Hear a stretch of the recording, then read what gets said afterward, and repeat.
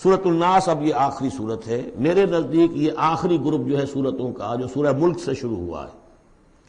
یہ دونوں پارے جو ہیں یہ سوائے ان دو صورتوں کے سب مکیات پر مشتمل ہیں صورتوں پر، اور صرف یہ دو صورتیں جو ہیں یہ مدنیات ہیں.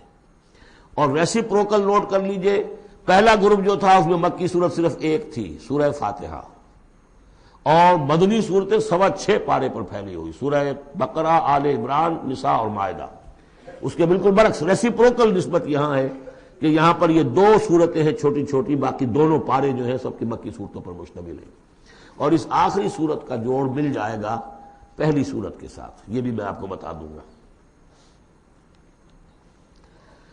بسم اللہ الرحمن الرحیم. قل اعوذ برب الناس، کہیے کہ میں پناہ میں آتا ہوں جو تمام انسانوں کا رب ہے اس کی پناہ میں. ملک الناس، صرف رب ہی نہیں ہے، بادشاہ ہے، تمام انسانوں کا بادشاہ ہے. الہ الناس، تمام انسانوں کا معبود ہے. من شر الوسواس الخناس، اس وسوسہ کرنے والے خناس کی جو پیچھے چھپ جاتا ہے. الذی یوسوس فی صدور الناس، جو لوگوں کے سینوں میں وسوسہ اندازی کرتا ہے، اس کے شر سے پناہ مانگتا ہوں. یہ جو شیطان لعین ہے جس کے بارے میں آتا ہے کہ ان الشیطان یجری من الانسان مجری الدم، حضور کی حدیث ہے یہ شیطان تو اس طریقے سے انسان کے وجود میں سرایت کر جاتا ہے جیسے کہ خون سرایت کر رہا ہے. یہ شیطان جو ہے، اور یہ آپ وہ بھی پڑھ چکے ہیں، وَلَقَدْ خَلَقْنَا الْإِنسَانَ وَنَعْلَمُ مَا تُوَسْوِسُ بِهِ نَفْسُهُ، ہم نے انسان کو بنایا، ہم جانتے ہیں کہ اس کا نفس امارہ جو ہے، اڈ اور لبیڈو، اس کو اندر کیا وسوسہ اندازی کرتا رہتا ہے. تو شیطان کو بھی کوئی اور اختیار حاصل نہیں ہے. ہمارے اپنے سفلی داعیات، ہمارے جو اینیمل انسٹنکٹس ہیں، ہماری جو خواہشات ہیں، شہوات ہیں، ان کو وہ بھڑکاتا ہے. جس کے لیے حدیث میں آتا ہے کہ اس کی تھوتنی جو ہے وہ زمین جو وہ دل کے اوپر ٹکا کر پھونکے مارنی شروع کرتا ہے تاکہ وہ شہوت میں اشتعال پیدا ہو جائے اور سفلی جذبات میں اشتعال پیدا ہو جائے. اس کی اس کو اللہ تعالیٰ نے طاقت دی ہے. یہ ہے وسوسہ، وسواس الخناس. اور خناس کیوں کہا؟ اگر آپ ذکر کریں گے لا حول ولا قوت الا باللہ، فوراً بھاگ جائے گا. تو ذکر سے جب دل خالی ہوتا ہے، دل میں اگر اللہ کی یاد نہیں ہے تو شیطان آئے گا، تھوتنی ٹکائے گا اور پھونکے مارے گا. یہ چونکہ شیطان کی یہ ساری ترکیب انسان پر اثر انداز ہوتی ہے اس کے اپنے نفس کے وساطت سے، اندر سے، لہذا اس کے لیے یہ علیحدہ صورت جو ہے وہ قائم کر دی.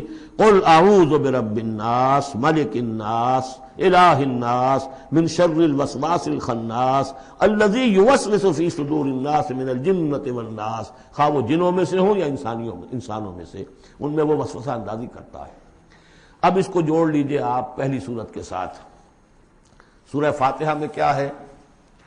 الحمدللہ رب العالمین، قل اعوذ برب الناس، مالک یوم الدین، ملک الناس، ایاک نعبد و ایاک نستعین، الہ الناس.